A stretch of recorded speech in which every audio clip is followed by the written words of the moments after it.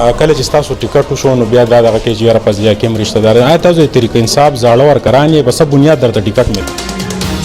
که تاسو سیټ وبایلئ نو د دې دپاره چې کمپلینینګ دی کم فوکس دی یا ستاسو سره په مقابله کې څوک دي نو څه ګڼئ د 31 مارچ دغه ټاکره دا به تاسو کامیابي ترلاسه کوئ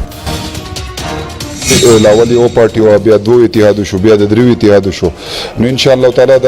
31 پورې که دا شپږ اته پسې نور هم جمع شي پاکستان تحریک انصاف په ګټه د سواد خلک چې دی دا پوهه د تعلیم یافته خلک ته د سواد د ترقۍ دپاره د سواد د خوشحالۍ دپاره د تسلسل د جاري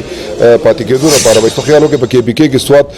هیپاټایټس C باندې دویم نمبر دی نو زموږ فوکس په دې و چې کم په نالو کې کم پیپونه تللي دي موږ په 2015 کې پروپوزل ولېږو په هغې باقاعده کار شروع کړو ځکه یو لوی هیوج اماونټس هغې له پکار نو هغه منظور شو د خیره سره او خپل وزیر اعلی پای کې ډېر لوی کردار ادا کړ د خوازخین نه یو ګریویټي سکیم دی 17.5 ارب روپو د هغې سره پوره د بنګور سیټي کوم چې د اوبو مسله ده څلوېښتو کالونه نو ان شاء الله تعالی هغه به حل شي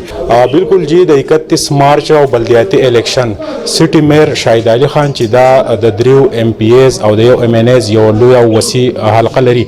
او کله چې دا الیکشن وشي نو ټول فوکس به د سواد هم په دې سیټ باندې وي دا شاهد علي را سره موجود دی شاهد علي خان ستاسو منشور ما پړاو کو پاغه کی چې کومې خبرې دي بیا د کله اقتدار راشي با خبرو باندې فوکس نه کیږي نو تاسو په سن زیړ راوته په سوچ راوته د منګوري ډېر لوی ستونزې دي دا بسم الله الرحمن الرحیم تاسو شکریا دا کو ډېره مهرباني اصل کې موږ دا خبره په دې وجه کوو چې موږ سلور کاله به تحصیل کې تیر کړی دي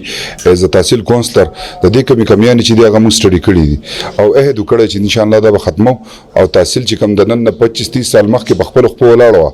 دا په خپل خپل ورده په KBK کې به د مثالي تحصیل جوړوي ان شاء الله کله چې تاسو ټیکټ وشو نو بیا دا دغه کې چې یاره په ضیا کې هم رشته داران آیا تاسو د طریق انصاف زاړه ورکران یې په څه بنیاد درته ټیکټ ملي زه خو د اول وخت نه چې کله د سکول د وخت نه پاکستان تحریک انصاف ورکر یم به حیثیت ورکر زما کم مرګري چې دا غټولو ته پته ده 2009 کې IDPs کې مونږ ډېر کار کړو د اسد قیصر د لپاره کې عاطف د لپاره کې په مردان په خور کې دا غینه بعد بیا 2000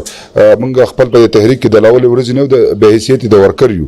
نو پارټي چې کوم اعتماد کړی د نوغه د سټډي کړی ده په سلور طرف هغه کتل ده چې را بدی کې د کوالټي شته د سټ زکه د مېر سټ دا ډېر اهم دی زموږ د پاکستان تحریک انصاف ته لپاره د سواد د خلکو لپاره نو په دې باندې ډېر لوی هغه سوچ بیچار باندې بعد هغه که زه ګورم نو د وزیر اعلی او د خیبر پښتونخوا مستقبل د هم د منګوري د دې سیټ سره وابسته دی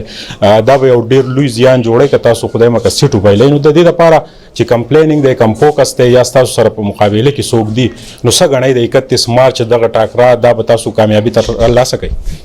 زه خو ان شاء الله تعالی الله پاک په ګټم راکړي اوس که تاسو ګورئ لاول یو پارټي وه بیا دوه اتحاد شو بیا د دریو اتحاد شو نو ان شاء الله تعالی د 31 پورې که دا شپږ اته پسې نور هم جمع شي پاکستان تحریک انصاف په ګټي ځکه د سواد خلک چې دی دا پوهه د تعلیم یافته خلک ته د سواد د ترقۍ دپاره د سواد د خوشحالۍ دپاره د تسلسل د جاري پاتې کېدو دپاره به ان شاء الله تعالی